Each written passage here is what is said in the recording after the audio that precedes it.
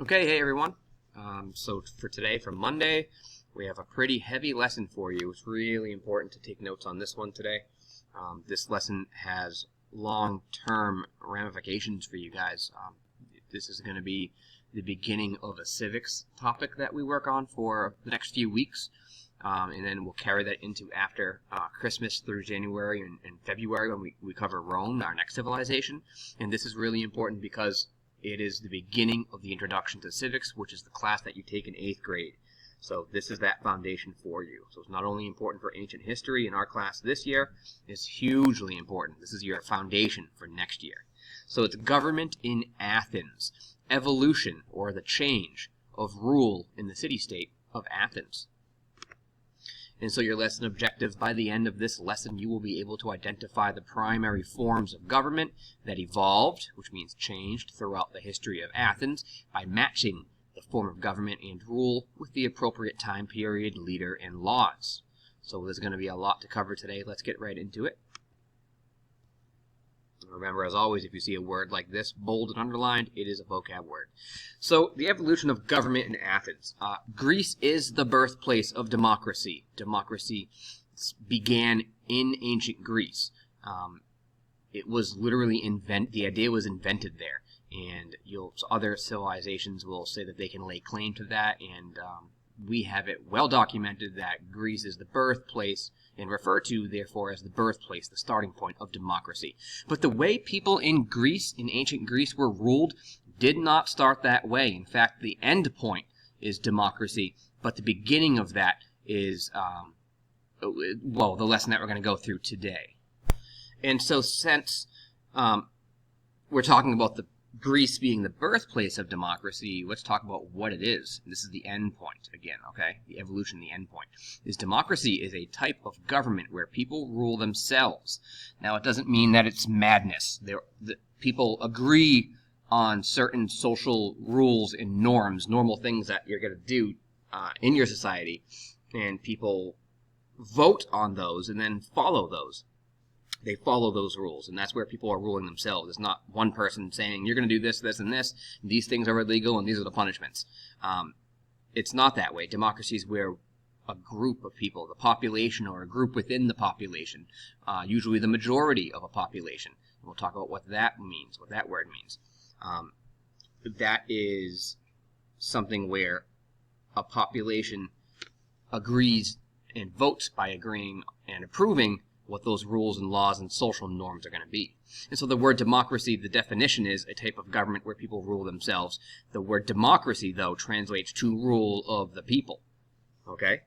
And so this is the form of government that the United States has today. We have a version of democracy. We do not have full direct democracy. And right now that might be confusing, but throughout this week, this is what we'll be breaking down. And that's your introduction to 8th grade next year with civics, like I said. So to understand how the Greeks developed democracy, you must understand how their form of government evolved or changed, which then led up to its final product, which was democracy. So here's your brief timeline. I'm not going to be a stickler on the dates at all, but these are going to be vocab words for you that we go through today. We just went through democracy, but it starts up here. Around 2000 BCE, for 800 years, a monarchy was the form of government. It transitioned and evolved into an oligarchy for another 600 years, tyranny for about a century, which is 100 years, where a tyrant was in charge, and then democracy by 500 BCE onwards. So that's just I don't care about the dates as much as I care about you understanding the progression. Start and then finish, okay? Starting point, evolution, finishing point. So we'll start with monarchy. So this is a vocab word for you right here. This is just an explanation. So monarchy is the rule by a king or a queen. It is a single ruler at the top of, and I mean at the top of like the social pyramid, that is in charge. And monarchy, M-O-N, like mono, means one. Mono, one. And then arch or archy here is like government, one ruler, one government leader. So a monarchy is when one person inherits power. That means that, like, if my dad was the king, and when he dies, I become the king, because that would make me the prince. Now I'm the king, and when I end up dying later on, my son would be the prince, and then he becomes the king. It's inherited by family. In a monarchy, the power to make political decisions is in the hands of one person. That's why it's mon, or mono, for one. Okay? Early in its history, Athens was ruled by kings, as you saw, for about 800 years. Athens' monarchs lost their power after those 800 years because they depended on the aristocrats, which is a group of people that we'll discuss in a minute.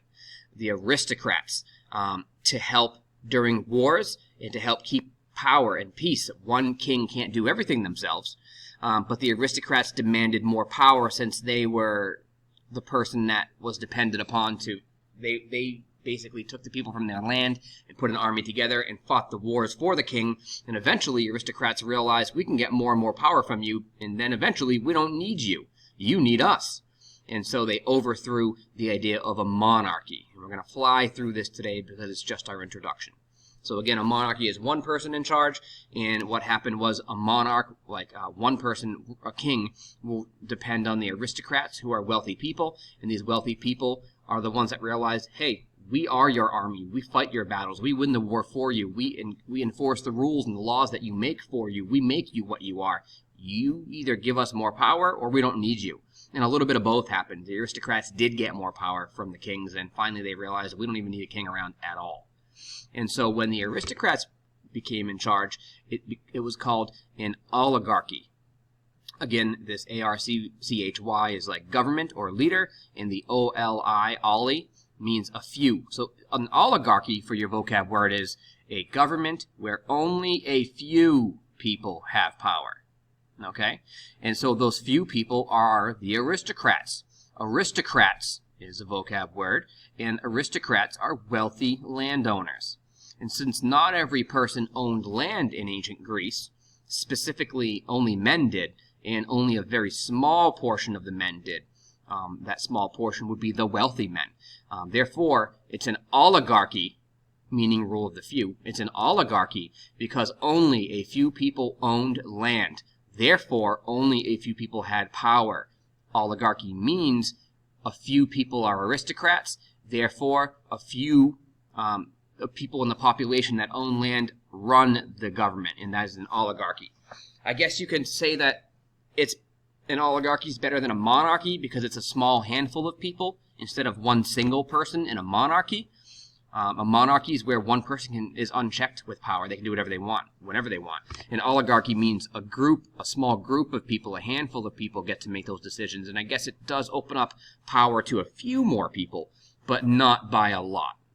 And so it would look like this. It would look like, a few dozen wealthy aristocrats that own all of the land in Greece, in all of the city-states, and they'd get in this room, and they would give speeches and make laws, and this small portion of people, of the aristocrats, are the oligarchy. They have the power, and they would determine everything for the entire country of Greece, for the whole population. Now, again, I guess it's better than one person, one king sitting on a throne saying, you're going to do what I say, because I'm the king. I guess it does mean more people have a say in the government, but barely, by a very small amount. Eventually, people got sick and tired in ancient Greece of even a small group of wealthy people showing their money and doing what they wanted because they owned the land and had the money. And so, tyranny started. And tyranny is when a tyrant, so you can see that that word is related, is based off of the other. A tyrant is a leader who held power through force. Okay? And that means a tyrant is somebody who, in ancient Greece, they held power through force because they had the military's backing. So in 546 BCE, a noble, a wealthy person named Pisistratus, he overthrew the oligarchy. He overthrew the aristocrats, that people were tired of them making rules for everyone, and he ruled Athens. But he did this by staying in power because he had two important things. The first is the people loved him. He was very popular. He wasn't sitting in a room with a bunch of wealthy people like the aristocrats here in the oligarchy and telling them, these are the rules we made because we're wealthy. No, instead, he tried to champion the people and do the things that would make them happy. You want to stay in power? Keep the people happy. And the second thing is the army supported him. Okay? The army supported him, and so not enough people could overthrow him. This group of aristocrats, there's not enough of these aristocrats to go against an entire army. So Pisistratus kept power, and then his son, when he died, his son became the tyrant. Unfortunately, after about 100 years, this got old for the Greeks too. Now today, a tyrant is not the same as a popular leader that had power and took power by force. Today, a tyrant is a bad ruler. It's a bad word for a ruler. It is someone who is harsh. But in ancient times, in ancient Athens, it was a hero of the people, and they were usually popular. And so this is a popular depiction of Pisistratus on a chariot. The people are cheering him on. He's popular. He is, being brought around by the military. The army's guarding him, and they're cheering for him. They're throwing a parade for him. Okay, and he's coming down from the palace, from the Acropolis that we discussed last week. And so this idea of a tyrant is somebody who, again, lives in the Acropolis. They are popular. They keep power because they keep the people happy. They give them what they want, but then that gives them ultimate power. Nobody will overthrow you. People will love you, and if the group of aristocrats don't like it, they have to go through the military, and there's not enough of them. So this is the evolution here, where it looks a lot like the tyrant was a monarch, a king, but they weren't, because they did a lot for the people as well. And they didn't just, make decisions here and there that were the decisions that they wanted and treated people unfairly. Monarchs lost their power because they made people unhappy. However, eventually, Pisistratus, and then after he dies, his son takes over, and his son just doesn't have the same purpose and ability to make the people happy, and so the idea of a tyrant dies out after about 100 years. And that leads us to democracy. Again, it means rule of the people. So by 500 BCE, all men, and that's the key here, all men in ancient Athens were considered to be citizens. Vocab word, very important word for you, citizens. These are people who had the right to participate in government, which means to vote and to have basically a seat at the proverbial table, to be able to say, I like this rule, or I don't like this rule, I like this law, I don't like this law, this isn't fair, or this is fair, I don't want to pay this many taxes, or we should be paying taxes and doing this, we should or should not go to war with someone. Any citizen is a person who has the right, it's rights, to participate in government. However, again, that meant men in ancient Athens.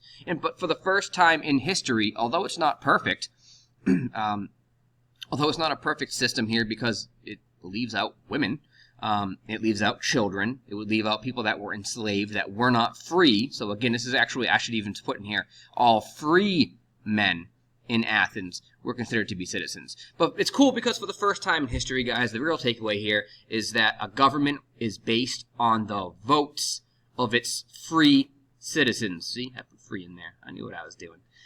The free citizens. And so the vote is the way in which you have a say. So if I had an actual class in front of me and I said, I'm going to buy you guys lunch tomorrow, do you want Wendy's or McDonald's? I would allow a vote of hands. Every single person, not just the boys, like in ancient Athens, just men, I'd let everyone vote. Let's say there was 30 of you, and 16 people wanted Wendy's, which would be my vote as well, and 14 people wanted McDonald's. 14 people are going to be unhappy that we're getting Wendy's because a majority, or more than 50%, voted for something else. So those 14 people that are going to get Wendy's that wanted McDonald's have to be happy for two reasons. The first is that you're getting free lunch.